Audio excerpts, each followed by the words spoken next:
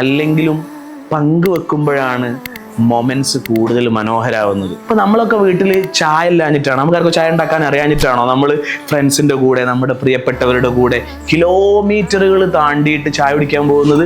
അല്ല, ചായ എന്നുള്ളതിൽ അപ്പുറത്തേക്ക് ആ യാത്ര, നമ്മുടെ കൂടെയുള്ള മനുഷ്യന്മാര്, അങ്ങനെ ചായ കിട്ടിയതിന് ശേഷം ഓരോ സിപ്പും നമ്മൾ എടുക്കുന്നതിൻ്റെ ഇടയിൽ നമ്മൾ പറയുന്ന കഥകള്.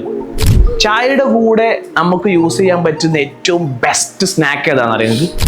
അത് നല്ലൊരു കമ്പനിയാണ്, നല്ലൊരു സൗഹൃദമാണ്, പ്രിയപ്പെട്ട ഒരു മനുഷ്യനാണ്. നിങ്ങളൊരു മനുഷ്യൻ ചായ കുടിക്കാൻ വിളിക്കുന്നുണ്ട് എന്നുണ്ടെങ്കിൽ അയാളുടെ ക്വാളിറ്റി ടൈം നിങ്ങളുടെ കൂടെ പങ്കുവെക്കാൻ ആഗ്രഹിക്കുന്നു എന്നാണ്. ഇഷ്ടമില്ലാത്തൊരു മനുഷ്യൻ്റെ കൂടെ നമ്മൾ ചായ കുടിക്കാൻ പോവില്ല. ഇനി അധികം ഇഷ്ടത്തിലല്ലാത്ത രണ്ട് മനുഷ്യന്മാർ ചായ കുടിക്കാൻ പോകുന്നുണ്ട് എന്നുണ്ടെങ്കിൽ അതിനർത്ഥം ആ ചായ കുടിയോടുകൂടി ആ ബന്ധം നന്നാവണം എന്ന് അവർ ആഗ്രഹിക്കുന്നു എന്നുള്ളതാണ്.